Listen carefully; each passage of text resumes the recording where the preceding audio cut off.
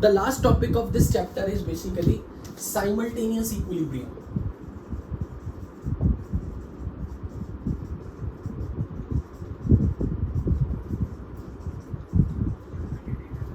But simultaneous equilibrium करने से पहले मुझे आपको कुछ समझाना है, बेसिक इंफॉर्मेशन, उसके बाद आप इस टॉपिक को समझोगे. इट्स प्योरली न्यूमेरिकल कॉन्सेप्ट, और इसका पूरा का पूरा यूज आप आने वाले टाइम में आयनिक इक्विलिब्रियम में करोगे. It will form the foundation of your ionic equilibrium, क्योंकि आयनिक इक्विलिब्रियम में हम इसकी एप्लीकेशन देखेंगे. मान लो मेरे पास दो रिएक्टेंट है, मैंने अपने बीकर में मिक्स कर दिए 0 टाइम पे. Let's say in a beaker, this is my beaker, and in this beaker I have added A and B. लेकिन A और B के साथ साथ सपोज मैंने यहां पे 4 रिएक्टेंट मिक्स किए, P, R, and what is happening, A and B are reacting to form, let's say, C and D, but at the same times P and R are also reacting forming C and D. Suppose 0 time पे मैंने A, B, P, R, मैंने 4 component इस flask में डाले, but A और B मिलके C और D बना रहे हैं, बट P और R मिलके भी C और D बना रहे हैं. मैं ये समझाना चाह रहा हूं कि मैंने जो इंग्रेडिएंट्स इस फ्लास्क में डाले 0 टाइम पे, they are basically participating in 2 different reversible reactions, but the result is something which is very surprising. दोनों के प्रोडक्ट्स में या तो दोनों प्रोडक्ट कॉमन है, या फिर कोई एक प्रोडक्ट कॉमन है. When you have more than one chemical reaction which are reversible, more than one chemical reaction, then equilibrium in both reactions will they will achieve the equilibrium. Simultaneous equilibrium ये समझा रहा है कि इस mixture के अंदर जब equilibrium आया तो वो simultaneous equilibrium इस सेंस में दोनों reactions का combined equilibrium. Both reactions are achieving equilibrium at some time. तो किसी भी टाइम पर जब इक्विलिब्रियम मिक्सचर में ये चारों हो, 1 2 3 4 5 6 7 चीजें इक्विलिब्रियम मिक्सचर में, more than one chemical reactions are taking place in your vessel, but more than one chemical reactions, all of them are reversible, and surprisingly one of the product species, maybe all the product species are common. But अगर mixture में इस वक्त ये चारों हैं और ये सब रिएक्शंस हो रही है, कहने का ये मतलब है कि यार मोटे तौर पे in your flask, in your container, whatever the ingredients you have added, they are not participating in one reaction, they are participating in more than one reaction. And in all the reaction which are taking place in your vessel, maybe sometimes one reactant is common, maybe sometimes product of one reaction is behaving like reactant in the another reaction, maybe reactant is common. Such kind of the situation we call it as simultaneous equilibrium. जैसे यहाँ पर C is common, C is being produced from the more than one sources. A and B can form C, P and R can also form C. Let us take a real example. मान लो मैंने flask में 0 time पे nitrogen और hydrogen mix कर दिए. Under certain set of conditions of temperature and pressure, what I am finding, nitrogen is reacting with hydrogen to form ammonia, but at the same time nitrogen is reacting with hydrogen forming hydrazine.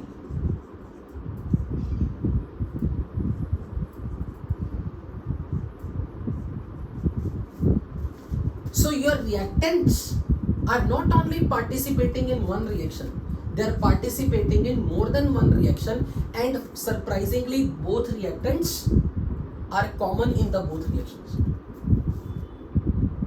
Then this kind of situation I will call it as simultaneous equilibrium, because when the equilibrium will be achieved in all these reactions, both are being taking place in the same vessel, I am calling it as simultaneous equilibrium. तो क्या आपको ये समझ में लगा कि simultaneous equilibrium में how it is different from जो इक्विलिब्रियम अभी तक हम चैप्टर में पढ़ के आ रहे थे, how it is different from that equilibrium जो अभी तक हम चैप्टर में पढ़ रहे थे? Any answer?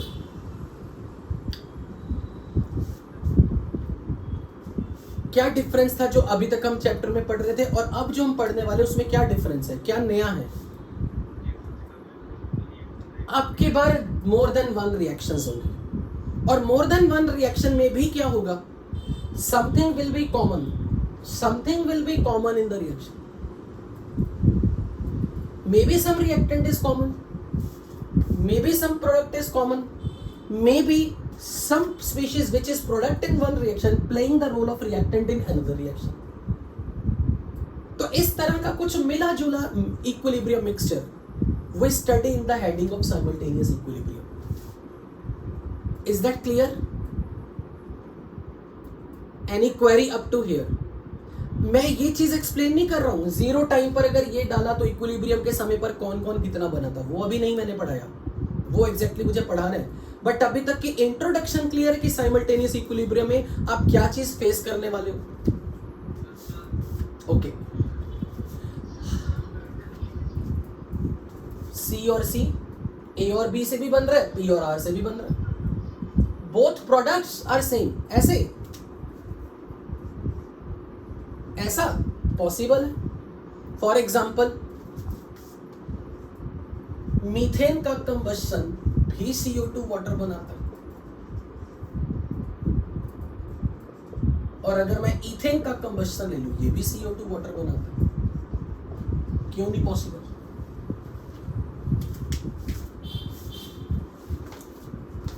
ओके, अब यहां पे आपने करना क्या है, क्वेश्चंस की अप्रोच कैसे स्टार्ट करनी है. Nothing to write up to here, सिर्फ आपको अभी तक इंट्रोडक्शन देनी है. जो तीन तरह के केस हम लोग स्टडी करने वाले हैं.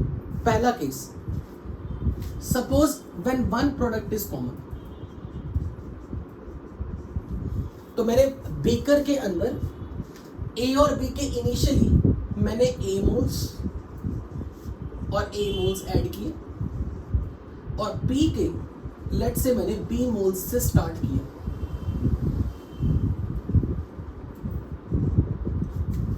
Let's say this is A gas, B gas, C gas and K gas. It's a homogeneous equilibrium. मान लो इस पूरी फ्लास्क का वॉल्यूम है V.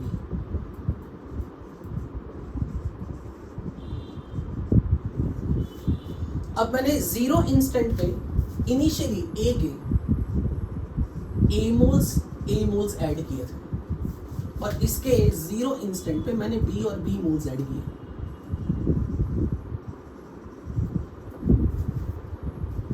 तो ए में से लेट से एक्स मोल्स डीकंपोज कर रहे हैं ताकि सी और के कुछ ना कुछ मोल्स बने. तो इक्विलिब्रियम आने तक आप ये बताओ, अगर ए और बी के 1:1 रेशियो में रिएक्शन हो रही है, इसके एक्स मोल्स डीकंपोज कर गए, तो इक्विलिब्रियम आने तक ए के आउट ऑफ ए मोल्स अगर एक्स मोल डीकंपोज कर गए तो इक्विलिब्रियम आने तक कितने मोल्स ए के बन जाएंगे फ्लास्क के अंदर, that will be remaining in the flask at equilibrium. A minus X, because out of A moles X moles are being participating in the reaction to produce E and K. और क्योंकि ये 1:1 ratio में react करते हैं तो x moles के corresponding b के कितने मोल है जो रिएक्शन में पार्टिसिपेट करेंगे, x into 1 coefficient divided by it's coefficient. तो x into 1 divided by 1 is x is the moles of b that will participate in the reaction that will get consumed out of a moles taken initially of the b. तो equilibrium आने तक b के भी a minus x moles रहेंगे. अब c और k के मोल बताओ इक्विलिब्रियम पर कितने बनेंगे, XX. So this is x moles and x moles. अब यही काम करते हैं P और R में. सपोज इक्विलिब्रियम आने तक P के y मोल डीकंपोज कर गए, out of B Y mole are those which are participating in the reaction, which are getting consumed. तो इक्विलिब्रियम आने तक B minus Y moles P के बच गए. तो अब R के कितने मोल्स बन गए, कितने moles that will be remaining behind at the equilibrium, B minus Y, because 1:1 ratio में रिएक्ट कर रहे. तो अगर इसके Y मोल कंज्यूम होंगे तो इसके भी Y मोल कंज्यूम होंगे. बट C और L के कितने मोल्स बन के आएंगे इक्विलिब्रियम आने तक, Y एंड Y. पर मुझे ये बताओ मिक्सचर में C को बनाने वाले सोर्स रिएक्शंस कितने हैं? जो C है वो तो 2 रिएक्शन से बन रहा है ना. सोर्स रिएक्शन पूछी तो this is 1 reaction, this is another reaction. तो बर्तन के अंदर जब इक्विलिब्रियम आएगा तो C के जो टोटल मोल बनेंगे वो कितने बनेंगे, X and Y, they are counted as X plus Y at equilibrium. क्योंकि जब बर्तन के अंदर C के X मोल बन के आ रहे हैं और Y मोल बन के आ रहे हैं, भले वो X मोल यहां से बन के आ रहे हैं और Y यहां से बन के आ रहे हैं, पर बर्तन के अंदर एट ए गिवन इंस्टेंट तो C के X प्लस Y मोल कंबाइंड होंगे ना. टोटल तो X और Y मोल बनेंगे ना. तो इक्विलिब्रियम पर काउंट कितने होंगे, X plus Y, X plus Y. आप ये नहीं कह सकते सर आपने यहाँ वाले Y को यहाँ क्यों काउंट किया, वो वाले X को यहाँ क्यों काउंट किया. हम अपना माइंड यूज करें, कॉमन सेंस. क्या बर्तन के अंदर एक ही कंपोनेंट के एक इंस्टेंट पे अलग अलग मोल्स स्कैटर्ड फॉर्म में होंगे बर्तन में, X मोल्स इधर पड़े हैं, Y मोल उधर पड़े. बताओ अगर C के मोल्स X और Y टोटल क्वांटिटी में बने तो इक्विलिब्रियम पर तो वो X प्लस Y काउंट होंगे, क्योंकि सेम सब्सटेंस के मोर देन 1 कंसंट्रेशन हो सकती है एट एनी इंस्टेंट. नहीं ना. इसलिए हम उसे काउंट कितना करेंगे इक्विलिब्रियम पे. अगर यहां से Y आ रहा है और यहां से X आ रहा है तो जो चीज आप सीख रहे हो अब हमें इक्विलिब्रियम मिक्सचर में काउंट करनी, यहां के लिए भी X प्लस वाई, यहां के लिए भी X प्लस वाई मोल्स. क्योंकि हम ये काउंट करें कि मिक्सचर के अंदर C के total X plus Y moles बने हैं. वो अलग बात है कि X इज दैट मोल्स जो फर्स्ट रिएक्शन से आ रहे हैं, Y इज दैट मोल जो सेकंड रिएक्शन से आ रहे हैं. But common substance C cannot have more than 1 different moles at the same instant of equilibrium in the mixture. क्योंकि सेम सब्सटेंस की मोर देन 1 कंसंट्रेशन एक ही मोमेंट पे तो डिफाइन ही नहीं की जा सकती. इसलिए वो डिफाइन कैसे होगी, अगर यहां से X मोल बन रहे हैं और यहां से Y मोल बन रहे हैं तो C के टोटल मोल इक्विलिब्रियम पे कितने कहलाएंगे, X plus Y, X plus Y. अब जब आप इस रिएक्शन में equilibrium constant K equilibrium 1 for the first reaction लिखोगे तो आप कैसे लिखोगे, concentration of C at equilibrium into concentration of K at equilibrium upon concentration of A at equilibrium upon concentration of B at equilibrium.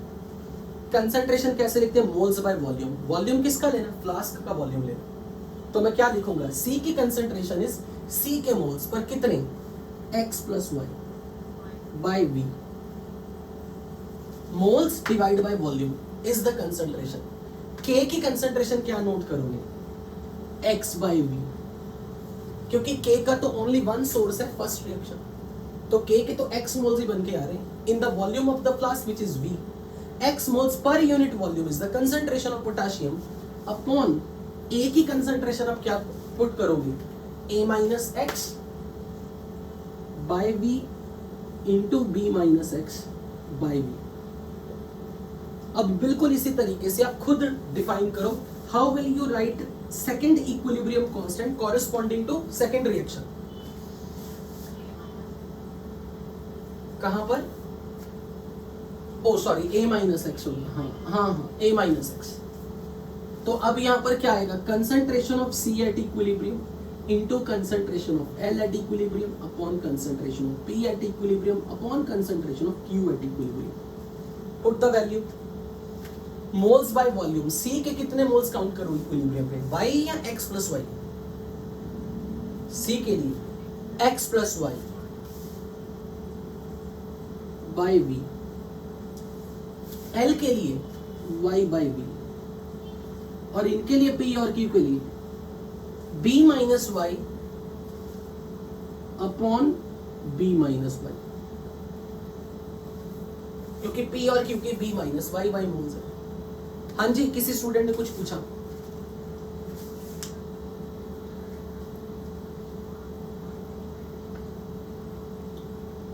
L के moles Y में, L तो 0 time पर है ही नहीं, वाई मोल्स ही तो बन रहा है एल। एल के सोर्स कितने हैं? एक ही तो सोर्स है ये रिएक्शन। क्या एल मोर देन वन रिएक्शन से बन के आ रहा है? नहीं, सी ओनली ऐसी स्पीशीज है जो मोर देन वन रिएक्शन से बन के आ रही है। तो अगर सी के एक्स मोल्स इस रिएक्शन से बन के आ रहे हैं और वाई मोल्स इस रिएक्शन से बन के आ रहे हैं, तो टोटल मोल काउंट करने पड़ेंगे सी के। Is that clear?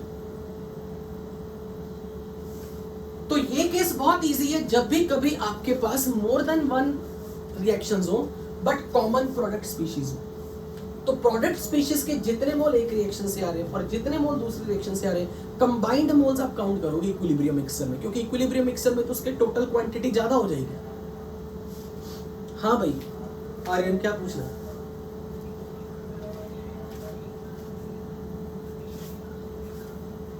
एग्जाम्पल है, मतलब अगर तेरे यहाँ पर इक्वल मोल नहीं है, ये कंडीशन, तो कुछ और ले ले, इसके ए मोल इसके ए डैश, फिर लिमिटिंग रिएजेंट के हिसाब से अगर ये लिमिटिंग रिएजेंट है, अगर इसके एक्स मोल्स डिसोसिएटिव तो ये एक्स बनेगा, लेकिन अगर ये ए डैश मोल्स है तो वो ए डैश माइनस एक्स बचा रह जाएगा, तब तो उसे ए डैश माइनस एक्स रखेगा। ओके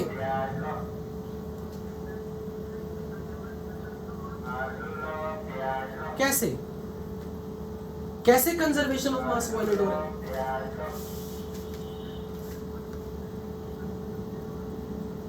तो सी के कितने मोल बन गए? एक्स प्लस वाई मोल। तो अब मैं बोलूंगा क्या, इनिशियल मोल मेरे पास कितने थे? मैं कहूंगा इसके ए मोल, इसके बी मोल, इसके बी मोल, इसके बी मोल। तो अगर मुझे इनके एटॉमिक मासेस पता है सबके, सपोज, तो ए इंटू इसका atomic mass plus b, a moles into इसका atomic mass plus b mole into इसका atomic mass plus b mole into इसका atomic mass is initial mass of the mixture. Equilibrium पे mass कितना count होगा? x moles into its atomic mass, x moles into its atomic mass, y moles into its atomic mass, y mole into its atomic mass। तो इसके तो क्या बन गया? x plus y into atomic mass plus a minus x moles into its atomic mass plus a minus x into its atomic mass, b minus y into its atomic mass plus b minus y into its atomic mass। कहाँ से conservation law violet हो गया? बिल्कुल भी नहीं हुआ। Suppose अब ऐसी सिचुएशन आ जाए, लेट्स से फॉर एग्जांपल कुछ इस तरह की सिचुएशन आ जाए, a plus B gives C and D and a plus p gives r and q। मैंने फ्लास्क में जीरो टाइम पे फ्लास्क में मैंने a b p डाला था।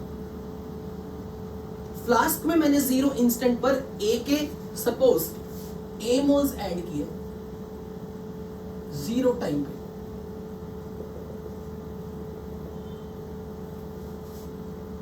लेकिन बी के मैंने मान लो ए मोल्स लिए थे और पी के भी मैंने ए मोल्स ले लिए। ए डैश ले लो, आर्यन नाराज हो जाता है। Suppose A is limiting reagent या बी इज लिमिटिंग, कोई भी लिमिटिंग रिएजेंट है। मान लेते हैं कि इस रिएक्शन में ए के एक्स मोल्स कंज्यूम हो रहे हैं, पर इस रिएक्शन को करने के लिए ए के स्मॉल ए में से वाई मोल कंज्यूम हो रहे हैं।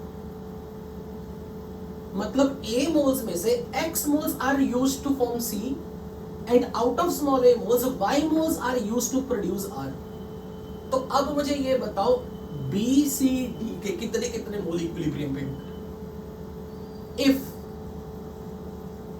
x moles out of A of capital A are used till equilibrium to form C and D, and if y moles out of A moles of capital A are used till equilibrium to form R and Q।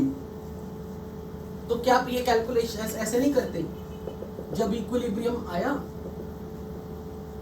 तो इसके x moles consume हुए, तो इसके भी x moles consume होंगे, क्योंकि ये 1:1 ratio में रिएक्ट कर रहे हैं। तो अगर इसके x मोल कंज्यूम हो रहे तो इसके भी x मोल्स कंज्यूम होंगे, लेकिन इसके x और इसके x मोल्स बने। बट इसके अगर A में से y मोल कंज्यूम हुए R और Q बनाने के लिए, तो A dash minus y moles इसके बने। लेकिन फाइनली A के x मोल का भी डिकम्पोजिशन है, y का भी डिकम्पोजिशन किया, ओवरऑल A कितना घट गया। अगर A में से x मोल्स भी कंज्यूम हुए हैं और A में से y भी कंज्यूम हुआ है, इक्विलिब्रियम में तो मुझे ये इतना दिखेगा ना, A minus X plus Y. तो हमें ये काउंट करना पड़ेगा इक्विलिब्रियम पे, एक्चुअली हमें ये काउंट करना पड़ेगा ऐसे। Just a minute.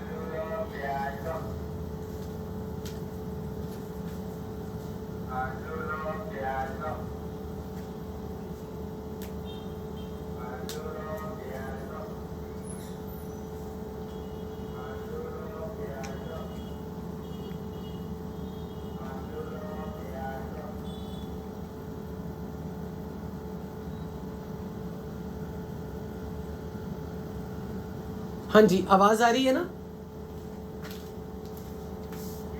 ओके। तो बेसिकली मैं ये कह रहा था कि अगर out of A X moles consume हुए और out of A Y mole consume हुए, ओवरऑल तो कैपिटल ए के X plus Y mole consume हुए ना। मुझे तो इक्विलिब्रियम पे इसके इतने मोल घटेंगे हुए दिखेंगे। वो तो कॉपियों पे लिखने के लिए कि इस रिएक्शन में इसके एक्स मोल्स कंज्यूम हुए, इस रिएक्शन में वाई मोल। जितने इक्विलिब्रियम पे मुझे ए के मोल्स दिख रहे हैं घटने के बाद, वो नेट डीकंपोज्ड कितने थे, x प्लस वाई। मुझे तो ये a minus X plus Y दिखेगा इक्विलिब्रियम पे। मानते हो या नहीं? बोलो। तो बेसिकली हम यहां पर फिर से क्या रूल बना रहे हैं, क्या रूल नहीं, क्या लॉजिकल थॉट, कॉमन सेंस वाली थॉट लगा रहे हैं। कॉमन सब्सटेंस की कंसंट्रेशन इक्विलिब्रियम टाइम पे मोर देन 1 तो हो ही नहीं सकती, तो आपको उसकी इक्वल काउंटिंग करनी पड़ेगी। जो उसकी कंसंट्रेशन इस रिएक्शन मिक्सचर में आप देख रहे हो, इस रिएक्शन के लिए देख रहे हो, वो इसके लिए भी है। Because capital A cannot have more than 1 quantity of moles at same instant of equilibrium. Equilibrium पर तो उसकी एक ही क्वांटिटी होगी जितनी नेट क्वांटिटी बची। तो अगर यहां पर a माइनस एक्स हुए और अगर यहाँ a माइनस वाई हुए, नेट डीकंपोजिशन तो y और x की कंबाइंड हो गई a minus X plus Y. आपको इसकी क्वांटिटी ऐसे काउंट करनी पड़ेगी। बोलो ये चीज में किसी को डाउट? श्योर? मान लो कोई ये कह दे, मान लो ये कोई कह दे कि आपके पास ये रिएक्शन है, किसी का माइक आवाज कर रहा है, प्लीज अपना माइक ऑफ कर लो। जैसे कार्बन और ऑक्सीजन मिलके CO2 भी बना रहे हैं और कार्बन और ऑक्सीजन मिलके कार्बन मोनोऑक्साइड भी बना रहे हैं। सीक्वेंशियल रिएक्शन का टॉपिक जो आपने मोल कंसेप्ट में सीखा था, जो आपको मेरे प्लेलिस्ट में भी मिल जाएगा, मोल कंसेप्ट में सीक्वेंशियल रिएक्शंस, जहां पर मोर देन 1 रिएक्ट मतलब same reactant participate in more than 1 reactions. तो अगर मेरे पास इसके, सपोज मैंने ऐसे लिया होते, मैंने कार्बन के 5 मोल लिए होते और ऑक्सीजन के लेट से 10 मोल्स लिए होते जीरो टाइम पे। इनिशियली अगर मैंने जीरो टाइम पर इनके 5 और 10 मोल लिए होते, तो मैं ये लिखता, अगर इसके जीरो टाइम पे 5 मोल और इसके 10 मोल्स हैं,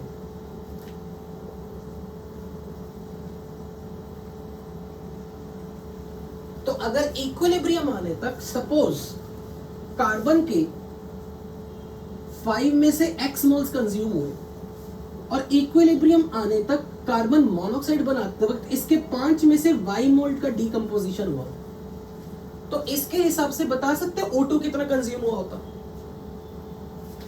1:1 रेशो में है, इसके भी x मोल्स कंज्यूम होंगे, तो ऑक्सीजन के कितने मोल इक्विलिब्रियम पे बचे होने चाहिए, 10 माइनस एक्स, मतलब इसके x मोल्स। और इसके हिसाब से इसके 10 में से y mole should get consume, नहीं y/2 should be get consume, क्योंकि ये 1:1/2 है। तो अगर ये 1:1/2 का कोफिशिएंट है तो ये y/y/2 होगा, तो इसके y मोल्स बनेंगे। फाइनली अगर इक्विलिब्रियम पे 5 में से x मोल्स कार्बन के CO2 बनाने में खर्च हुए और y मोल कार्बन मोनोऑक्साइड बनाने में खर्च हुए, मुझे कोक कार्बन मिक्सचर में कितना दिखेगा? 5 माइनस एक्स माइनस वाई, यानी कि 5 माइनस एक्स प्लस वाई। मुझे कोक काउंट करना पड़ेगा इतना। और अगर मुझे ऑक्सीजन की क्वांटिटी देखनी हो, 10 में से x का डीकंपोजिशन हुआ और y/2 का भी डीकंपोजिशन हुआ, तो ओवरऑल डीकंपोजिशन ऑक्सीजन के लिए कितने का हुआ out of 10 moles? 10 minus x plus y/2। इसलिए मुझे ऑक्सीजन की कंसंट्रेशन इक्विलिब्रियम पे काउंट करनी पड़ेगी कुछ ऐसे। यू गॉट बच्चों?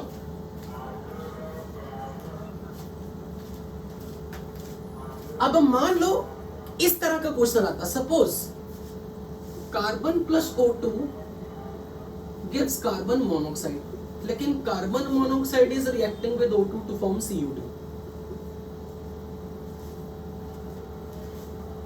अब अगर मैंने आपसे ये बोला ना, 0 टाइम पे मैंने कार्बन और ऑक्सीजन बीकर में डाला था, 0 टाइम पर अगर मैंने कार्बन के A मोल्स और ऑक्सीजन के B मोल्स बीकर में डाले, तो इक्विलिब्रियम आने तक सपोज A में से x मोल्स डीकंपोज हुए तो B के भी x/2 इसके कुछ मोल्स बने x। लेकिन जो कार्बन मोनोऑक्साइड के मोल्स बन रहे हैं वो O2 से भी रिएक्ट कर रहे हैं। तो अगर मैं ये मान लूं कि आउट ऑफ x मोल जो मैं सोच रहा हूं ये x इक्विलिब्रियम पे नहीं बनेंगे, क्योंकि कार्बन मोनोऑक्साइड रिएक्टेंट है नेक्स्ट रिएक्शन में। तो अब ये जो रिएक्टेंट है x मोल्स अगर इसके हैं और इसके आपने B मोल्स लिए थे स्टार्टिंग में, तो लेट अस सपोज इस रिएक्शन में इसके Y मोल कंज्यूम हुए, X में से Y मोल इक्विलिब्रियम आने तक कंज्यूम हुए, तो इसके भी तो Y/2 खर्च हुए और इसके Y मोल्स बने। तो अब मुझे ओवरऑल नेट कार्बन मोनोऑक्साइड जो है, जो कि प्रोडक्ट है एक रिएक्शन का, रिएक्टेंट का ये है, सेकंड रिएक्शन का रिएक्टेंट है, मुझे फाइनली कार्बन मोनोऑक्साइड बर्तन में कितना दिखेगा? X या X से कुछ कम, या तो x से कुछ कम। तो मुझे इस इक्विलिब्रियम में भी इसे काउंट ऐसे करना पड़ेगा। क्यों? Same component, common component can not have more than one concentration eight the same instant. Carbon monoxide की क्वांटिटी मुझे x तो कभी नहीं मिलेगी, x से कुछ कम मिलेगी इक्विलिब्रियम पे, क्योंकि बनने वाला कार्बन मोनोऑक्साइड रिएक्टेंट है दूसरे रिएक्शन में। लेकिन ऑक्सीजन दोनों रिएक्शन में कॉमन है। अगर इसकी क्वांटिटी x/2 कंज्यूम हुई फर्स्ट रिएक्शन के लिए और y/2 कंज्यूम हुई सेकंड रिएक्शन के लिए, तो मुझे इक्विलिब्रियम पे B की कंसंट्रेशन इसी तरह क्या काउंट करनी पड़ेगी? B minus x/2 minus y/2, इतने मोल्स काउंट करने पड़ेंगे इक्विलिब्रियम पे। बोलो मानते हो या नहीं? क्योंकि 0 टाइम पर जो B मोल्स थे उसमें से x/2 तो CO बनाने में खर्च हुए,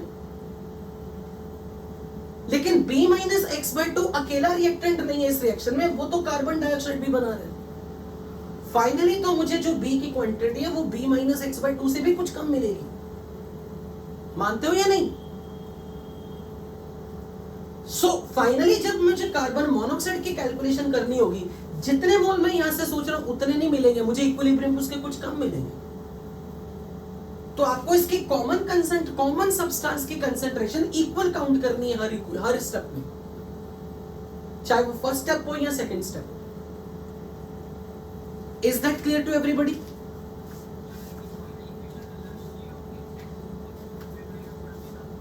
फाइनली इक्विलिब्रियम पे थे, लेकिन इक्विलिब्रियम साइमल्टेनियसली आया है। इतने आने चाहिए थे, इतने होने चाहिए, पर है नहीं इतने, इससे कुछ कम है। मैं इक्विलिब्रियम पर उसके x माइनस वाई देख रहा हूं, इसका मतलब जो x मेरे हिसाब से होना चाहिए अगर उससे कुछ कम है तो वो भी अनएक्सपेक्टेड है, क्योंकि वो CO2 बना रहा है।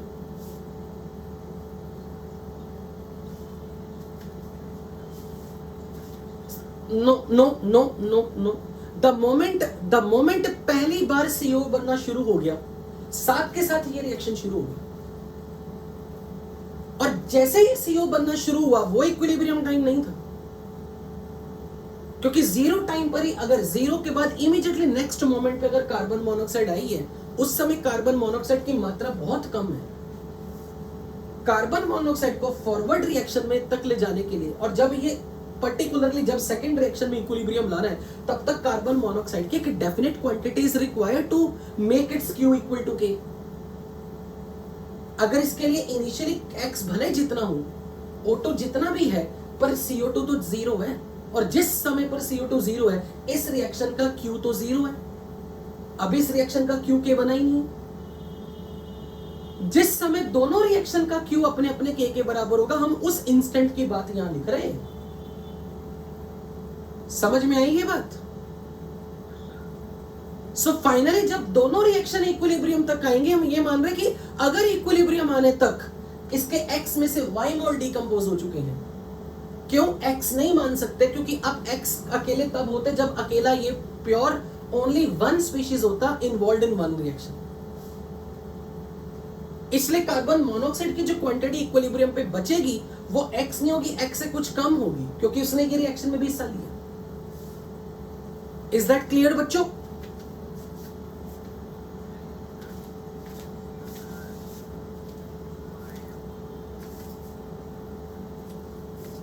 मैं नहीं समझा, क्या कहना चाह रहे हो?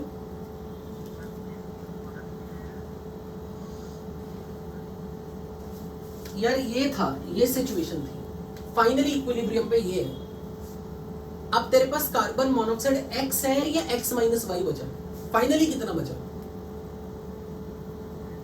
तो क्या कार्बन मोनोऑक्साइड की सेम इंस्टेंट ऑफ इक्विलिब्रियम पे मोर देन वन क्वांटिटी होगी? पॉसिबल। तो उसे मैं काउंट यहां भी कितना करूंगा? जितना यहां है।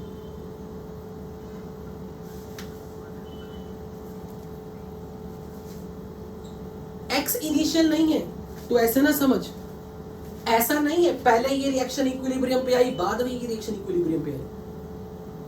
हम उसे ये दिखा रहे हैं कि अगर हम ये मान रहे हैं कि इक्विलिब्रियम आने तक इसके X मोल कंज्यूम हुए, तो इक्विलिब्रियम आने तक इसके X मोल मैक्सिमम बन सकते थे।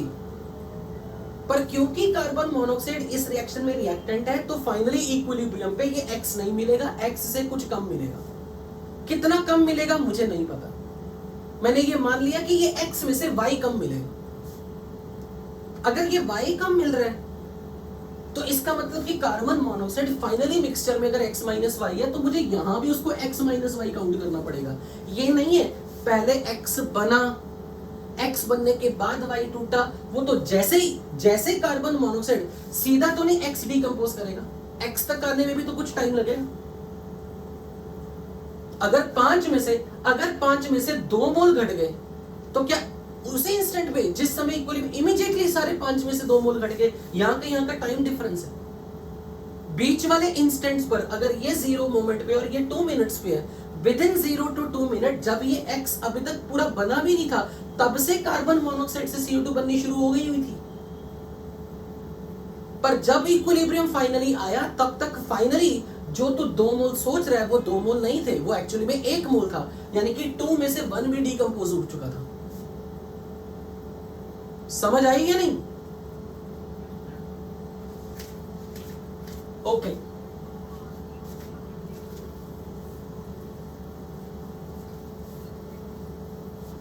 ये साइमल्टेनियस इक्विलिब्रियम है? नहीं।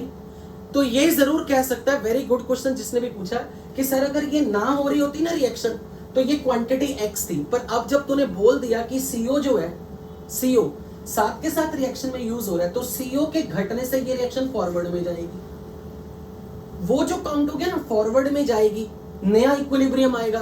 फाइनली नए इक्विलिब्रियम की बातें हो रही हैं। ये समझ में आ रही है? ये साइमल्टेनियस इक्विलिब्रियम का मतलब क्या है?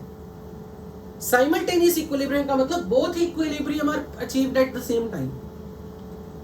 यानी कि अगर तो ये सोच रहा है, या जो भी बंदा बात कर रहा है इस वक्त, अगर ये इक्विलिब्रियम में ना होते, यहाँ पे मतलब ये रिएक्शन ना होती, अगर ये A माइनस X मोल्स थे, तो इसके X मोल्स मैक्सिमम बनने थे। अब जब तो ये सोच रहे हैं कि भाई X में से जब घटेगा तो ये रिएक्शन फॉरवर्ड में जाएगी, तो फिर उसको नाम X ना दे, तो ऐसे बोल A में से X डैश घटा तो ये X डैश बना, X डैश में से Y डैश घट रहा था, जैसे Y डैश घटा ये रिएक्शन फॉरवर्ड में गई। उससे दोनों का इक्विलिब्रियम डिस्टर्ब हुआ। जब दोनों रिएक्शन ने फाइनली इक्विलिब्रियम अचीव किया, फाइनली इंस्टेंट पर ये x माइनस वाई हो चुका हुआ है और ये भी x माइनस वाई हो चुका है। जिस समय तो ये सोच रहा कि इसकी क्वांटिटी के घटने से ये रिएक्शन फॉरवर्ड में गई होगी या इसके बनने से ये रिएक्शन फॉरवर्ड में गई होगी, वो सारे फैक्टर जब तक चेंज हो रहे थे तब तक क्यू के नहीं था।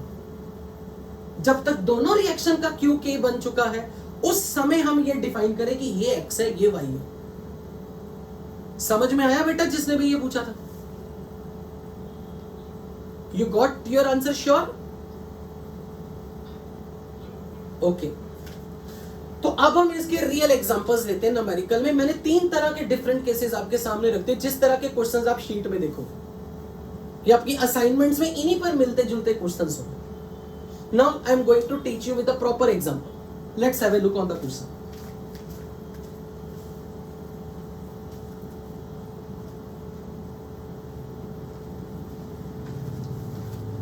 Suppose this is question number 17 in my old sheet and from exercise 3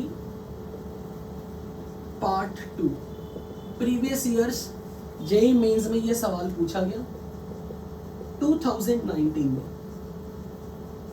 This is a problem which has been asked in your previous years of JEE mains.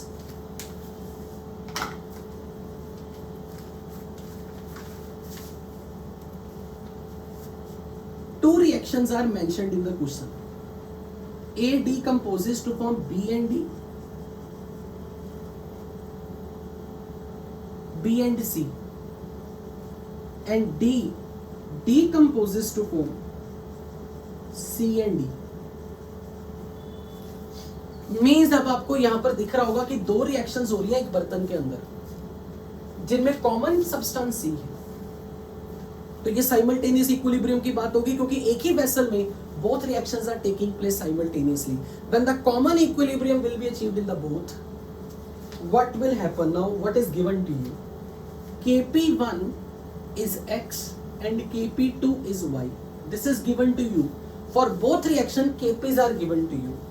What is now being asked? What will be total pressure at equilibrium? This is asked to you. And your 4 choices are root x plus y, x plus y, x square plus y square, 2 times root x plus y.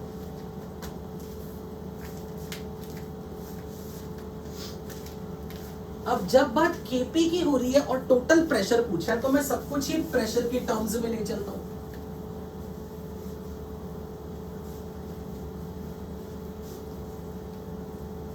तो मैं ये वैसे मान रहा हूं कि suppose 0 time पर इसके A मोल्स थे.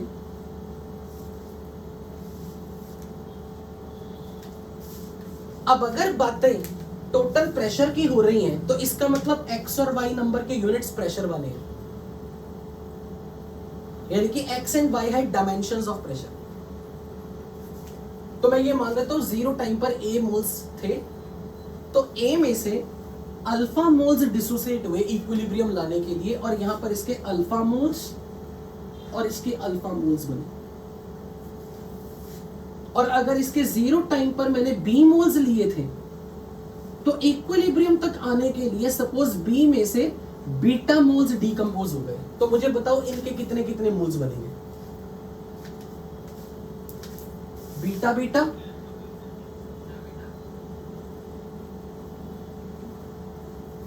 मैंने ये मोल्स के फॉर्म में लिए, बट डोंट फॉरगेट यहां पर Kp की टर्म में सब कुछ मेंशन है x और y, यानी कि ये प्रेशर वाली टर्म्स है. अब मुझे ये बताओ यहां पर 2 गैसेस हैं, 2 गैसेस जिनके मोल्स का ratio alpha is to alpha, moles का रेशो 1:1 है, तो उनके पार्शियल प्रेशर की रेशो क्या हो? अगर मोल्स के ratio alpha is to alpha 1:1 तो इनका पार्शियल प्रेशर भी 1:1 रेशो में होगा. तो मुझे ये बताओ अगर मैं B का पार्शियल प्रेशर फ्लास्क में P1 मान लूं, P1, तो what will be partial pressure of C? if you know partial pressure of B at equilibrium upon partial pressure of C at equilibrium will be moles of the B at equilibrium upon moles of C at equilibrium. We are using Dalton's law. Moles जिस ratio में होंगे gaseous species के, उसी ratio में उनका partial pressure होगा. तो अगर इनकी रेशो अल्फा मोल इसके और अल्फा मोल इसके, दिस रेशो इज 1, तो यू कैन क्लियरली से कि बी का पार्शियल प्रेशर और सी का पार्शियल प्रेशर इक्विलिब्रियम पे इक्वल होगा. यानी कि इसका पार्शियल प्रेशर अगर मैं P1 मान रहा हूं तो इसका प्रेशर भी P1 मान रहा हूं. बोलो ये बात समझ में लगी या नहीं? अब यहां पे बताओ सी और ई का भी तो पार्शियल प्रेशर जो भी होगा, पर यहां मोल्स की ratio beta is to beta है.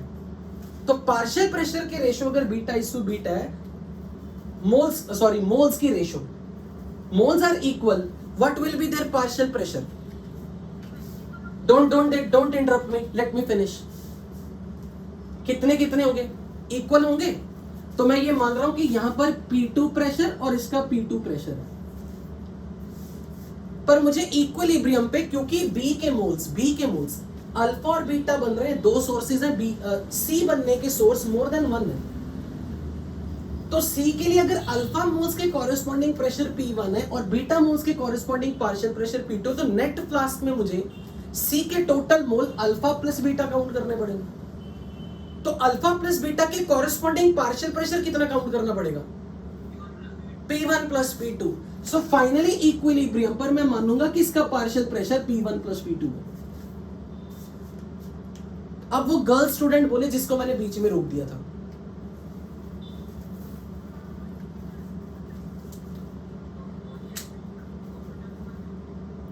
हम क्या बोल रहे हैं? इस रिएक्शन से जो कंट्रीब्यूशन है और जो इस रिएक्शन से कंट्रीब्यूशन, वो बात तुम तब कहती जब हमें पता है कि मिक्सचर के अंदर अगर मैं मोल फ्रैक्शन भी देखता, इसका मोल फ्रैक्शन मैं काउंट करता alpha upon alpha plus beta plus beta, इसका बोलता alpha upon beta plus alpha.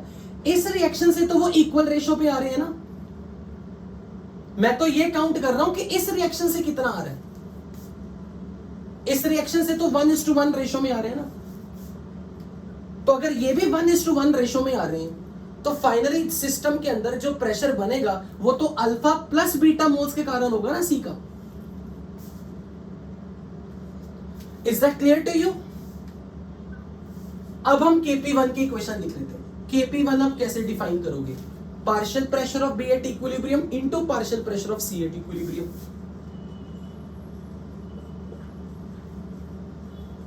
कितना लिखूं? Put the values. P1 into P1 plus P2 is equal to KP1. And now write down what is KP2. KP2 will be partial pressure of C at equilibrium into partial pressure of D at equilibrium, which is P2 into P1 plus P2. But हमें question में उन्होंने क्या पूछा? What is total pressure at equilibrium? This KP1 is X. This KP2 is Y. तो अब आप बताओ total pressure at equilibrium. क्या मुझे ये नहीं लिखना चाहिए टोटल प्रेशर इक्विलिब्रियम पे partial pressure of B plus partial pressure of C plus partial pressure of D, plus partial pressure of E. B की वजह से पार्शियल प्रेशर कितना है? P1. सी की वजह से P1 प्लस P2 और ई की वजह से P2. क्या मुझे ऐसे लिखना चाहिए? Partial pressure of B plus partial pressure of C plus partial pressure of E plus partial pressure of C plus P1 plus B2. क्या कोई गलती हुई? ऐसे नहीं लिखना चाहिए. बिल्कुल गलती हुई है. 2 बार क्यों काउंट कर रहे हो सी को? एग्जैक्टली ये गलती आप करके आने वाले हो टेस्ट में. आप ये गलती करके आने वाले हो जो अभी मैंने जानबूझ के आपको करके दिखाई कि सी को 2 बार क्यों काउंट करना, एक बार कर तो लिया. आदत पड़ी होती ना, सी यहां से भी दिख रहा है, यहां से भी दिख रहा है, यहां भी P1 प्लस P2 लिखा है, यहां भी P1 प्लस P2 लिखा है. मिक्सचर के अंदर तो सी का total pressure P1 plus P2 ही है. अगर यहां से उसकी कंट्रीब्यूशन P1 की है, यहां से उसकी कंट्रीब्यूशन P2 की है, तो टोटल मिक्सचर में तो वो P1 प्लस B2 बन चुका है. You cannot count it twice. So अब टोटल प्रेशर एट इक्विलिब्रियम ये हमें निकालना है, लेकिन हमें ये आंसर x और y की टर्म में चाहिए. तो अब मैथ्स की टेक्निक आप जानो, मैंने तो केमिस्ट्री सिखा दिया.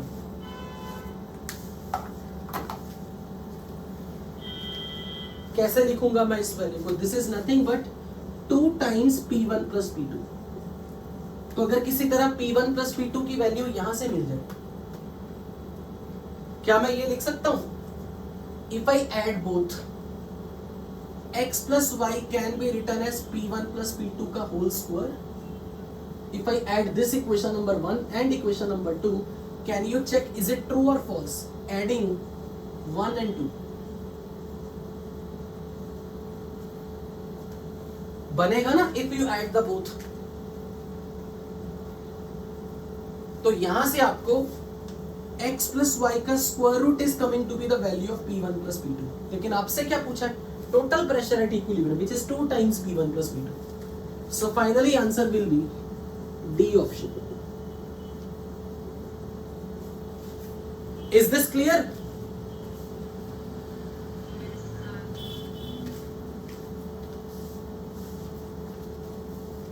Any query, any doubt up to here?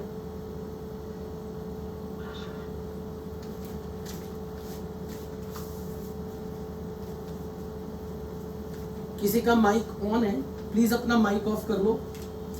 पीछे से छोटे छोटे बच्चों की आवाजें आ रही हैं.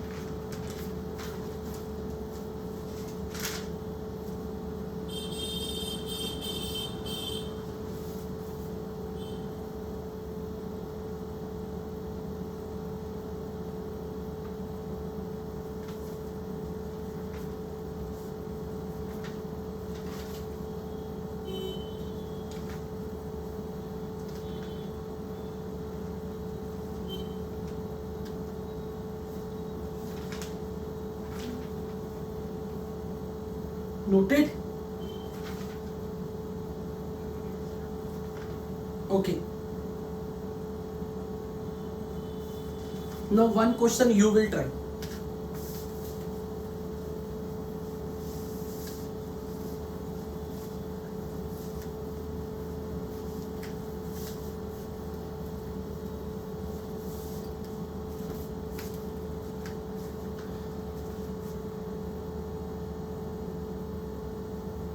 Solid A and B are taken in a closed container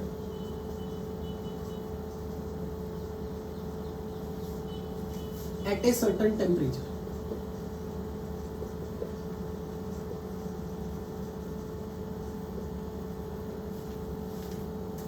These two solids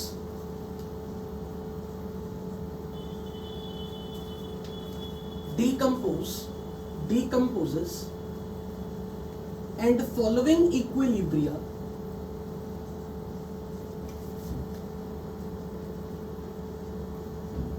this word is plural of equilibrium. एक रिएक्शन में equilibrium, more than one reaction में more than one equilibrium is equilibrium. Following equilibria are established simultaneously.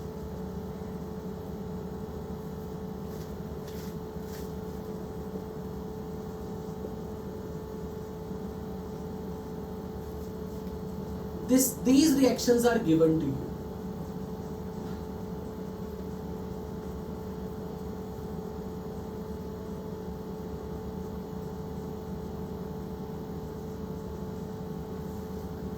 इस reaction के लिए Kp1 is given to you. Kp is given to you for this reaction which is 250. But for this reaction Kp is not given to you. If total pressure at equilibrium over the solid mixture is 50 atm, what is Kp of second reaction. Your choices are 375, 625, 225 and 250. Do it yourself and you can even do it in a very smart way, क्योंकि ये same question है जो अभी अभी आपने ताजा ताजा किया.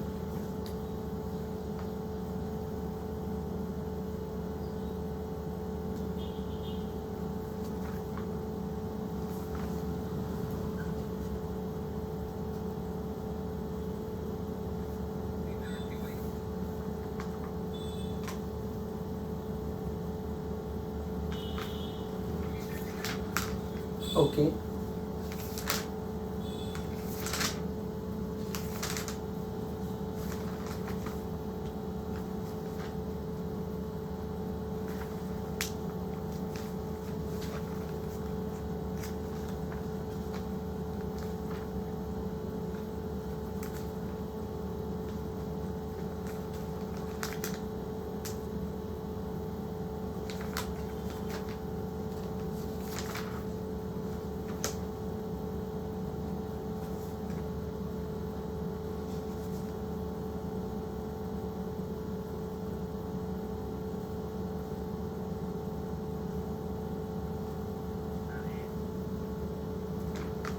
Okay.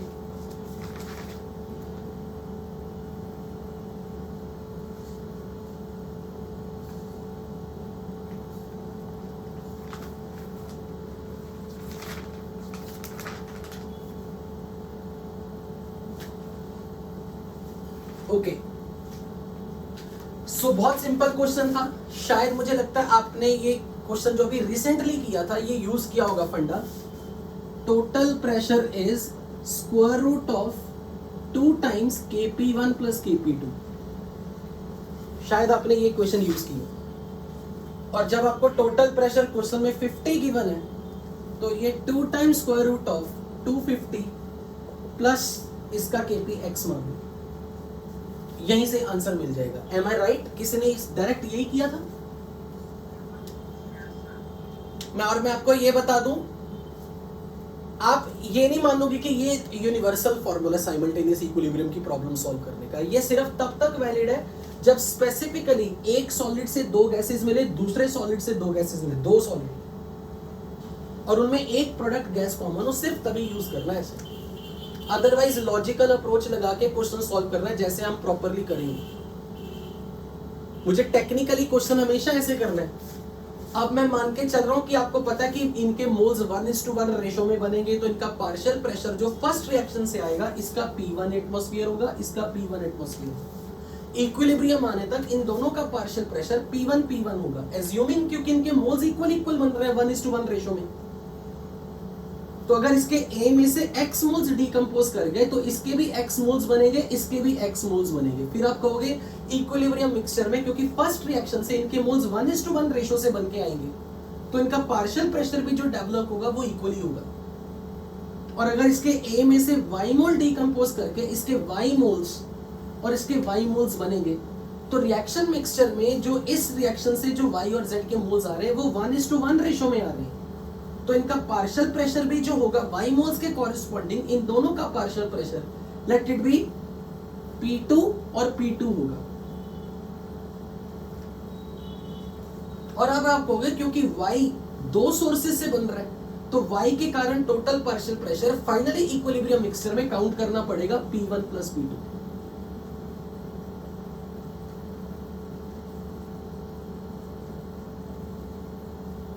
और फिर proper way definition, Kp can be written as Kp1 can be written as P1 into P1 plus P2 which is 250 and Kp2 can be written as P2 into P1 plus P2 which is X. And if I add both equations, P1 plus P2 का square will be 250 plus X. तो if you add them both, equation number 1 and 2, when you add और total pressure at equilibrium हमें question में given है, वो क्या होगा, इसका partial pressure P1 plus P2 partial pressure of y को दो बार काउंट नहीं करना, पर z के P2 पार्शियल प्रेशर है, ये हमें 50 गिवन है, तो P1 प्लस P2 की वैल्यू क्वेश्चन में यहां से 25 आ गई और वो हमने यहां पुट कर दी।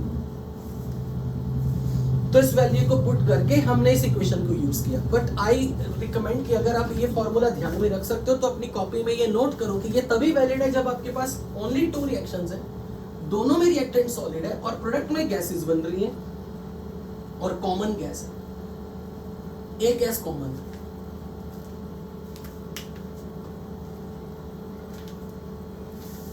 बिल्कुल कोएफिशिएंट्स भी 1:1 रेशियो में चाहिए, ये भी मेंशन है, मतलब ये एक स्पेसिफिक डाटा के लिए ही वैलिड है, स्पेसिफिक क्वेश्चन के लिए वैलिड है बस। बिल्कुल सही कह रहे हो। अब एक क्वेश्चन और लिखते हैं इस पे, आज की क्लास इसी की प्रैक्टिस पे लगाएंगे। हाँ जी, have you noted this?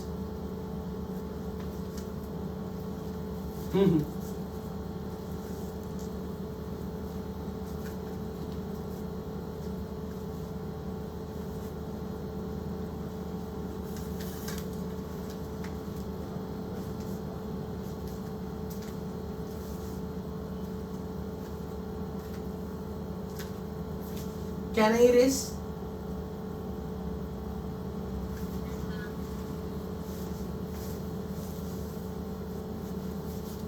Write down question.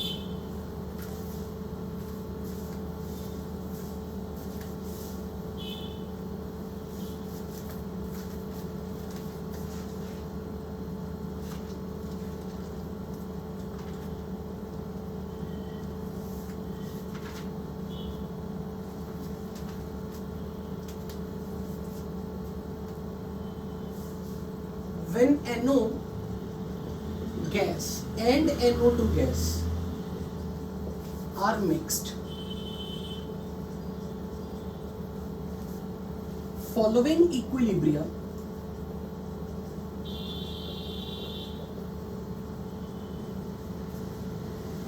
readily established.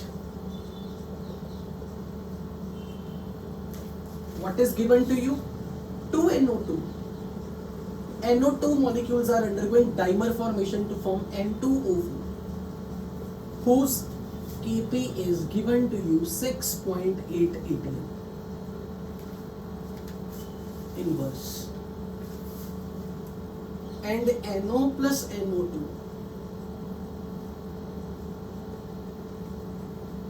are forming N2O3. इसका Kp हमें आइडेंटिफाई करना। In an experiment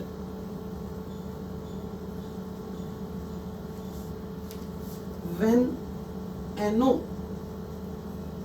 and NO2 are taken in, mixed in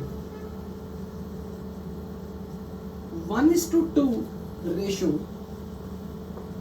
by mole, total final pressure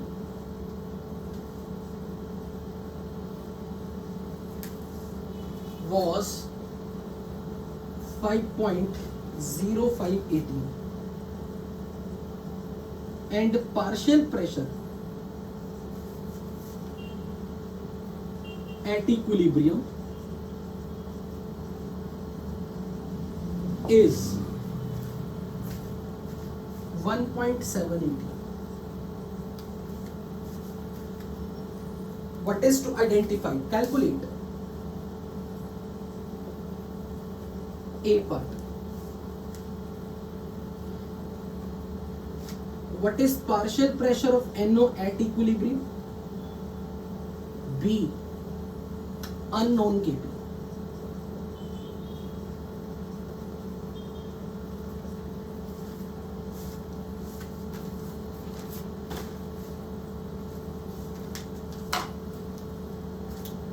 Write down question before I start discussion of this.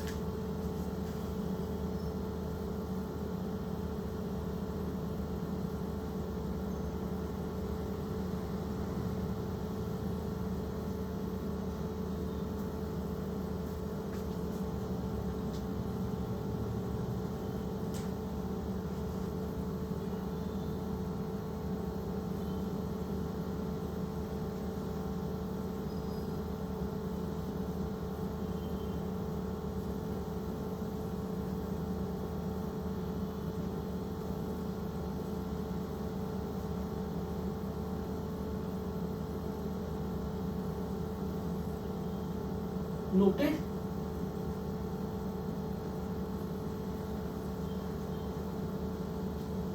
Okay, अब आपको इस question में क्या दिया है कि एक एक्सपेरिमेंट के टाइम पे आपने NO और NO2 को 1:2 मोल रेशो में मिक्स किया, यानी कि अगर इसके A मोल्स हैं तो इसके 2A मोल्स हैं। इसका मतलब 0 टाइम पे टोटल प्रेशर जितना भी हुआ होगा ना वो P एंड 2P होगा, क्योंकि जिस रेशो में आपने मोल्स लिए उसी रेशो में पार्शियल प्रेशर होगा। तो अगर इसका इनिशियल प्रेशर P0 है तो इसका 2P0 है। मानते हो या नहीं? 0 टाइम पर आपने इनको 1:2 मोल रेशो में दिया, अगर इसके A मोल तो इसके 2A मोल। तो अगर सेम फ्लास्क में वॉल्यूम और टेम्परेचर है सेम फॉर बोथ, तो उनके पार्शियल प्रेशर भी तो P0 और 2P0 होंगे। Do you agree to this? तो मैं ये मान रहा हूं कि इनिशियली इसका पार्शियल प्रेशर 0 टाइम पर इसका अगर 2P0 है तो NO का P0 था, इसका 2P0 था।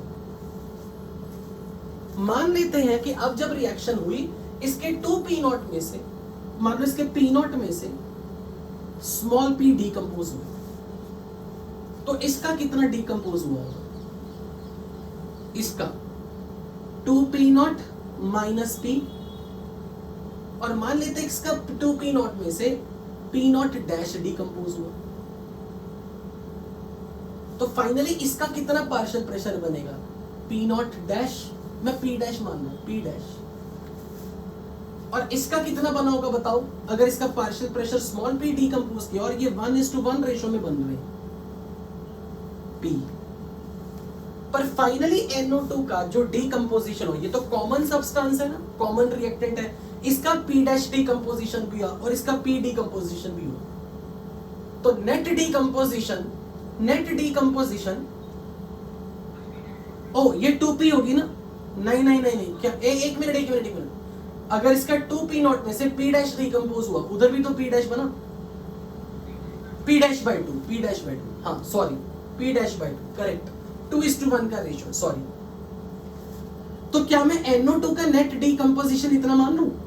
Minus P dash minus P, बोलो, इसमें तो नहीं ना किसी को आपत्ति? अगर इधर से P डिकम्पोज हुआ फॉर सेकेंड रिएक्शन, इसका P अमाउंट डिकम्पोज कर रहा है, मतलब अमाउंट जो डिकम्पोज कर रहा है उसके कॉरेस्पॉन्डिंग प्रेशर P है, और उसका जो मोल्स डिकम्पोज करके N2O4 बना रहे हैं उसके कॉरेस्पॉन्डिंग जो लॉस इन प्रेशर आ रहा है वो P डैश के कारण आ रहा है। तो नेट प्रेशर NO2 का इक्विलिब्रियम पे क्या मैं ये बोलूंगा ना 2P0 में से P dash plus P, finally इतना प्रेशर घट के रह जाएगा। Do you agree to this? किसी को कोई ऑब्जेक्शन? बोलो, ठीक है ना? ओके, अब मुझे यहां से बताओ, आपको क्वेश्चन में डाटा क्या गिवन है? आपको उन्होंने पहले से बोल दिया है final pressure is 5.05 at equilibrium, तो फाइनल प्रेशर इक्विलिब्रियम पे किस किस का है? क्या लिखूं? Partial pressure of due to what? How many species? NO plus NO2 plus N2O4 और N2O3, 4 ही चीजें होंगी ना, 4 स्पीशीज विल बी प्रेजेंट। कितना पार्शियल प्रेशर हो? मुझे क्वेश्चन में ये पहले से दे दिया गया है 1.7 atm is partial pressure at equilibrium, किसका? मैं ये लिखना भूल गया क्वेश्चन में, partial pressure at equilibrium of N2O4 is, ये क्वेश्चन में गिवन है, यानी कि हमें किसकी वैल्यू रेडीमेड मिल गई? P डैश बाय 2 की वैल्यू रेडीमेड मिल गई, तो मुझे P डैश बाय 2 मालूम है, which is partial pressure of N2O4 at equilibrium 1.7, so P dash is 3.4, तो मुझे P डैश की वैल्यू मिल चुकी है। क्या मैंने सही लिखा है? P dash is 3.4। तो हमें बेसिकली ये भी गिवन है, partial pressure of NO at equilibrium कितना लिखूं? P0 minus P plus NO2 का partial pressure at equilibrium 2P0 minus P dash, N2O4 का 1.7 और N2O3 का स्मॉल p, और ये टोटल प्रेशर आपको क्वेश्चन में गिवन है कितना 5.05।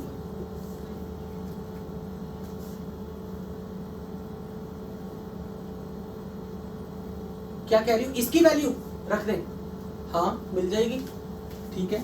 Kp से from the first equation partial pressure of N2O4 eight equilibrium upon partial pressure of NO2 at equilibrium का स्क्वायर, दिस इज Kp।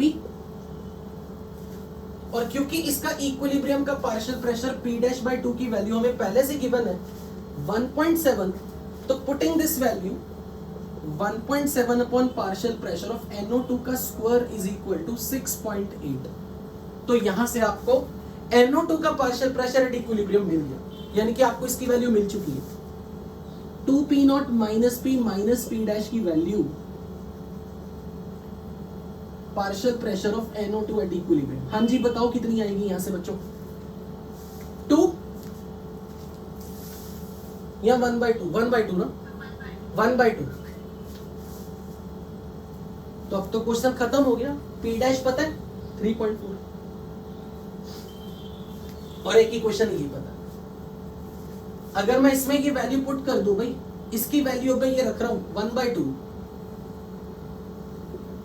और स्मॉल p से ये प्लस p कैंसिल, तो यहां से P0 की वैल्यू मिल जाएगी।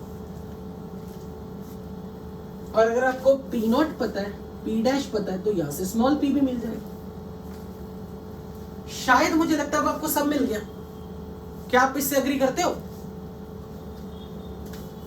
भाई NO2 का प्रेशर इक्विलिब्रियम पे हमें यहां से मिल गया, बेसिकली हमें ये पूरा नंबर मिल गया 2P0 minus P dash minus P की वैल्यू मिल गई, जिसमें से P डैश की वैल्यू 3.4 आपको पहले से पता है। अगर मैं यहां पर टोटल प्रेशर एट इक्विलिब्रियम देखता हूं तो वहां से मुझे P0 की वैल्यू मिल रही है। P0 की कितनी वैल्यू आ रही है 2.85।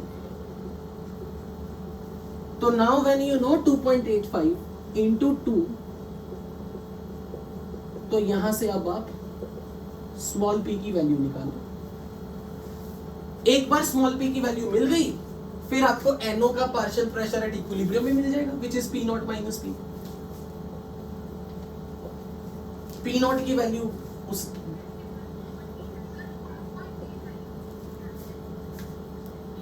ओके 2.8। अरे यार जो भी है ना कैलकुलेशन अपने आप देख लिया करो, मुझे नहीं पता, जो भी आ रही है 2.8 या 2.85 जो भी आ रही है, वहां से वैल्यू रख के स्मॉल p की वैल्यू निकालो और वो यहां से आप P0 माइनस P निकाल लेना, क्योंकि P0 आप निकाल लोगे यहां से, स्मॉल p वहां से मिल जाएगा। Putting the value of P0 minus P enjoy partial pressure of NO। और जब आपको NO का पार्शियल प्रेशर पता है, तो अब आप NO2 और N2O3 का पार्शियल प्रेशर दोनों का निकाल सकते हो। स्मॉल p की वैल्यू कितनी आएगी बताना, किसी ने कैलकुलेट किया स्मॉल p की वैल्यू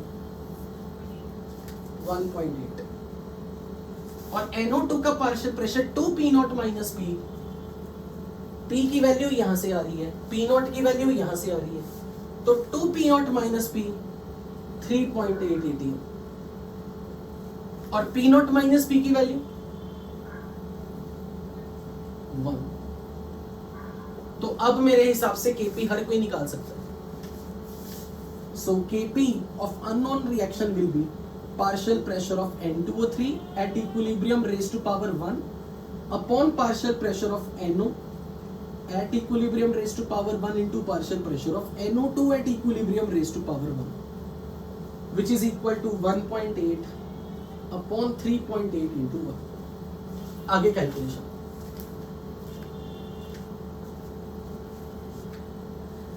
आई थिंक आपको आइडिया लग चुका होगा कि साइमल्टेनियस इक्विलिब्रियम पे किस तरह के क्वेश्चंस आते हैं। Okay, any doubt up to here? So now I am heading towards the last topic of relative humidity.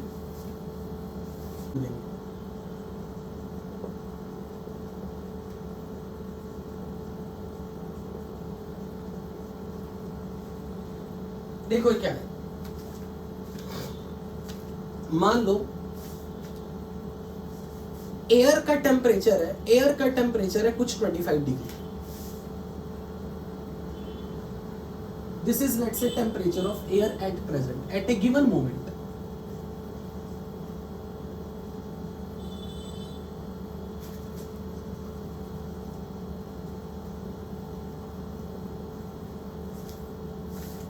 Air के सैंपल में there is always an equilibrium between water, liquid and its vapours. हमारे surrounding में water bodies और atmosphere के बीच में हमेशा कुछ ना कुछ सी बॉडी से वाटर का इवेपोरेशन हो रहा है और एटमॉस्फेरिक एयर में से वाटर वेपर कंडेंस भी हो रहे हैं। तो नेचर के अंदर this equilibrium is every time existing in the air. इस रिएक्शन के लिए अगर आपको केपी लिखना है तो आप वो ऐसे लिख सकते हो, partial pressure of water vapour at equilibrium.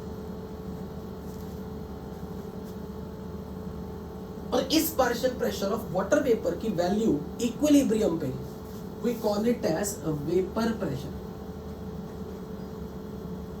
So basically liquid water के सरफेस पे एयर के कारण, अब यहां पे मैं लिक्विड वाटर किसको मानूं, लग से सी बॉडी, समुंदर है, समुंदर के सरफेस पे एयर है, एयर के अंदर वाटर गैस फॉर्म में है और नीचे पानी जो वाटर बॉडी है वो लिक्विड है।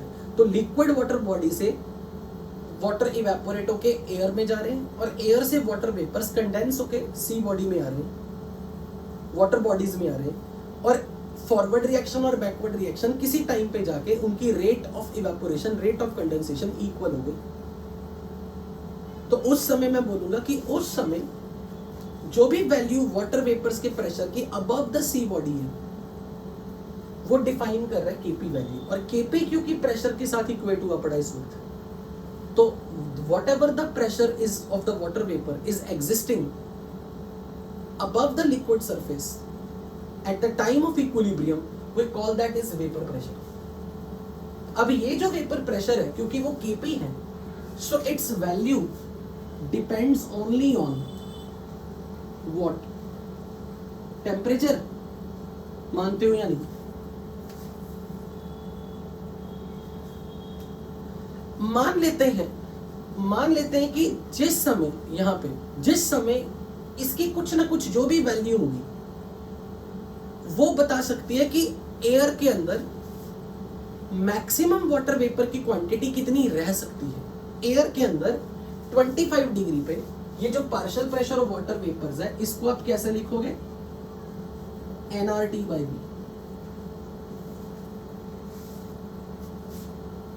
तो अगर एयर की गिवन क्वांटिटी में वाटर वेपर्स के कितने मोल हैं, उसके कॉरेस्पॉन्डिंग जितना भी प्रेशर आ रहा है, मैं बोलूंगा एयर के अंदर टी टेम्परेचर पे मैक्सिमम वाटर के मोल्स इस क्वांटिटी इतने मोल्स हो सकते हैं।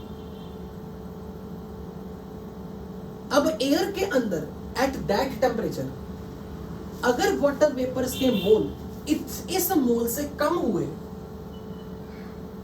इसका मतलब मैं बोलूंगा कि अभी एयर के अंदर सैचुरेशन नहीं आया। किस टर्म में? यानी कि एयर की टेंडेंसी अभी भी वाटर के मोल्स एब्जॉर्ब करने की टेंडेंसी ज्यादा है। मान लेते हैं कि ये वैल्यू आई, प्रेशर की कुछ वैल्यू आई 5, तो वेट करेगी, सुनेगी दूसरी बार। मान लो ये प्रेशर की वैल्यू है 5 for a given temperature, for a given volume. मैंने number of moles of water vapour calculate किया। ये number of moles of water vapour आए लेट्स से 0.3। अगर एयर के अंदर, एयर के गिवन वॉल्यूम में अगर 0.3 मोल्स वाटर वेपर्स के अगर हुए, तो मैं कहूंगा कि एयर अभी वाटर वेपर की टर्म में सैचुरेट हो चुकी है। यानी कि एयर के अंदर वाटर वेपर की क्वांटिटी जो 0.3 होनी चाहिए थी, अगर वो वाकई में एयर के अंदर उतनी है, तो मैं कहूंगा द एयर इज सैचुरेटेड। पर अगर एयर के अंदर, एयर के सैंपल में वाटर वेपर की क्वांटिटी 0.3 से कम है, इसका मतलब कि एयर अभी सैचुरेट नहीं हुई। और अगर एयर सैचुरेट नहीं हुई, इसका मतलब एयर चाह रही है वाटर वेपर मुझे और मिले, यानी कि सी बॉडीज जो होंगी वो उनके लिए अभी इक्विलिब्रियम, इस रिएक्शन का इक्विलिब्रियम अभी नहीं आया. Liquid will try to evaporate more, ताकि एयर के अंदर जो वाटर के मोल्स 0.3 से कम है उनको बढ़ा के 0.3 तक लेके आया जा सके.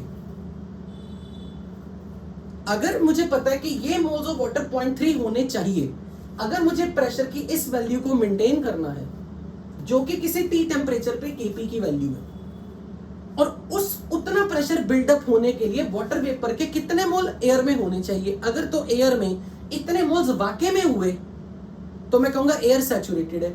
और अगर एयर सैचुरेटेड नहीं है, इसका मतलब एयर के अंदर वाटर वेपर्स की जो मोल्स की क्वांटिटी है वो जितनी होनी चाहिए उससे नहीं, उससे कुछ कम है, यानी कि my air is dry. At a given temperature air के अंदर एक्चुअल में वाटर के मोल्स कितने प्रेजेंट हैं, वो इस नंबर से कितने डिफरेंट हैं, वो डिसाइड करेगा कि एयर के अंदर ह्यूमिडिटी कितनी है. Air is said to be saturated if moles of water vapor in the air are actually the same as that moles which are required to make the pressure value equal to Kp.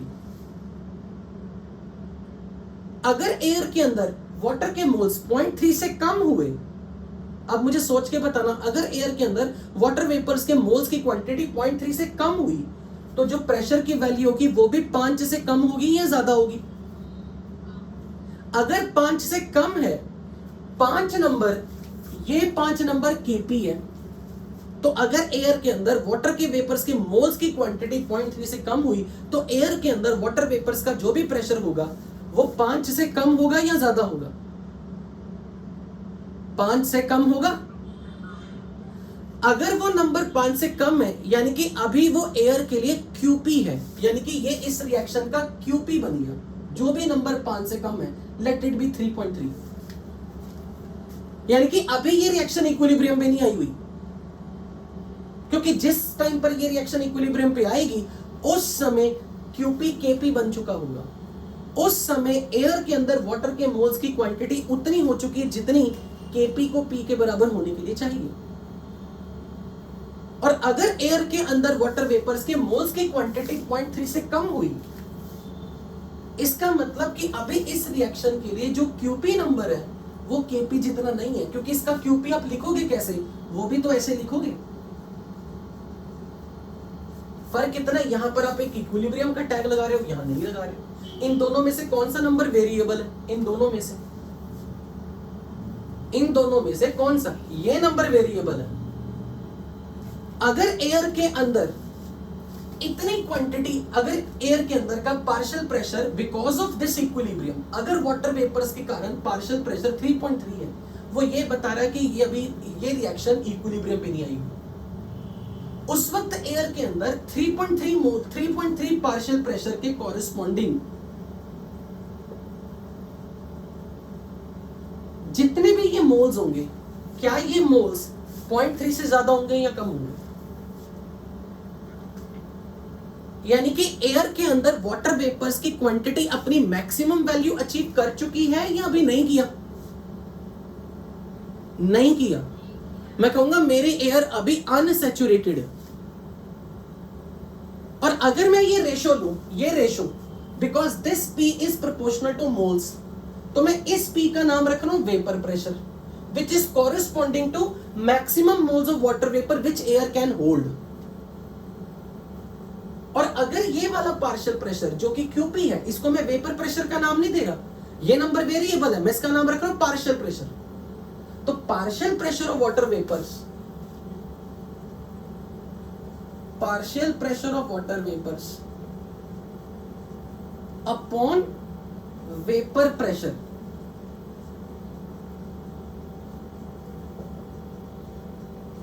This ratio is called relative humidity.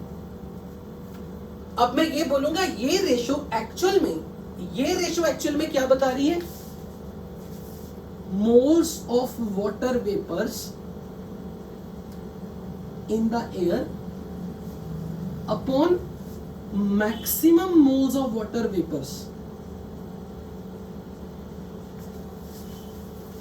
that can be present in the air at the same temperature T. यानी कि ये वो moles हैं जिससे ज्यादा मोल air अपने में accommodate नहीं कर सकती। तो ये जो रेशो है रिलेटिव ह्यूमिडिटी की, ये एक्चुअल में QP और KP का रेशो है। This is actually a ratio of QP upon KP।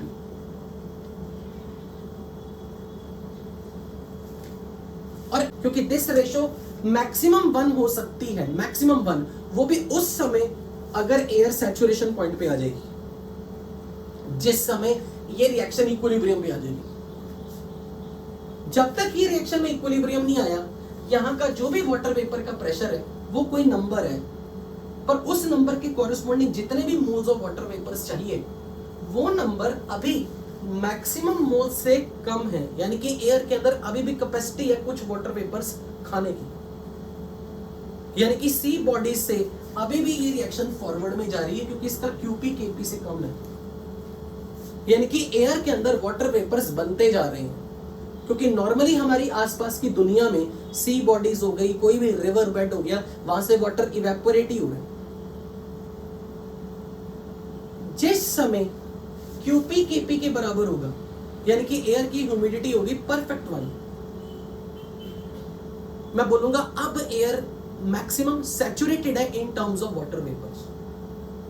अगर किसी कारण से ये QP नंबर KP से ज्यादा हो जाता है, किसी तरीके से ये QP KP से ज्यादा हो जाता है, यानी कि QP KP से ज्यादा हो जाता है, यानी कि रिलेटिव ह्यूमिडिटी 100% से ज्यादा होने की कोशिश करें, तो उसी समय ये रिएक्शन बैकवर्ड में जाएगा, यानी कि गैस लिक्विड फॉर्म में होगी, रेन होनी शुरू हो जाएगी।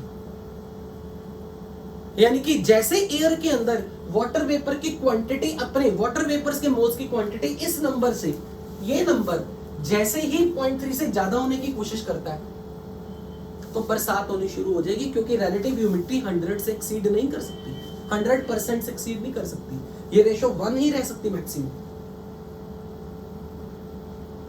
समझ में आई ये बात या नहीं? यानी कि अगर एयर के अंदर, मतलब एयर के अंदर जितना ये नंबर बड़ा नंबर होगा, इसका मतलब एयर उतनी ह्यूमिड है, क्योंकि जितनी ज्यादा, मतलब फॉर एग्जांपल मैं ये कहना चाहता हूं कि मान लो इस इक्विलिब्रियम के लिए टी टेम्परेचर मान लेते 25 डिग्री पे, ये KP 5 जो मैंने रखा, तो 5 प्रेशर को बनाने के लिए वाटर वेपर्स के मोल्स की क्वांटिटी अगर 0.3 एयर के अंदर होनी चाहिए, पर मैं एयर का सैंपल जब मैं टेस्ट कर रहा हूं, तो मैं देख रहा हूं कि एयर के सैंपल में अभी भी 0.3 मोल वाटर वेपर नहीं है, उससे कुछ कम है। कितने कम है वो मुझे नहीं मालूम, वो मैंने एयर के सैंपल में से इस इक्विलिब्रियम के लिए QP निकाला। वो QP की वैल्यू मुझे बता रही है कि ये नंबर जो मोल्स ऑफ वाटर वेपर है, ये अभी 0.3 से कुछ कम है। तो मैं ये बोलूंगा ये वो मोल है जो एयर को वाटर वेपर की टर्म में सैचुरेट कर रहे हैं। यानी कि मैं ये नीचे लिख रहा हूं वो वाले मोल्स जो एयर को सैचुरेट होने के लिए चाहिए। अगर एयर को सैचुरेट होना है तो इतने मोल होने चाहिए 0.3, पर अभी एयर 100% सैचुरेट नहीं हुई, तो एयर के अंदर वाटर वेपर्स के मोल्स की क्वांटिटी अभी 0.3 से कुछ कम है। जितनी भी वो कम है, वो क्वांटिटी अगर मुझे मिल गई, तो ये जो रेशो आएगी वो उसकी रिलेटिव ह्यूमिडिटी कहलाएगी। और क्योंकि ये मोल्स का रेशो पार्शियल प्रेशर का रेशो या प्रेशर का रेशो मोल्स का रेशो है, तो उस वक्त मैं यहां पे लगा रहा हूं the vapour pressure which is actually maximum pressure of water vapour which can be air can tolerate because of water vapour. तो मैं बोलूंगा कि ये उस एयर को सैचुरेट करने के लिए मैक्सिमम प्रेशर है। और एयर अगर वाटर वेपर की टर्म में अभी सैचुरेट नहीं है, यानी कि आपकी एयर 100% ह्यूमिड नहीं है, उसकी रिलेटिव ह्यूमिडिटी लेस देन 1 है, यानी कि अभी एयर के अंदर partial pressure of water vapour उतना नहीं है जो एयर को सैचुरेट करे in terms of water vapours. Is this point clear to everybody, particular to that girl student जिसको मैंने रोका था? श्योर? टाइम वैसे हो भी चुका है, इसको मैं नेक्स्ट क्लास में यहीं से स्टार्ट कर दूंगा। ठीक है, अभी फिलहाल मैं यहीं पे डिसकंटिन्यू कर रहा हूं, यहीं से स्टार्ट करेंगे नेक्स्ट क्लास में। ओके बच्चों।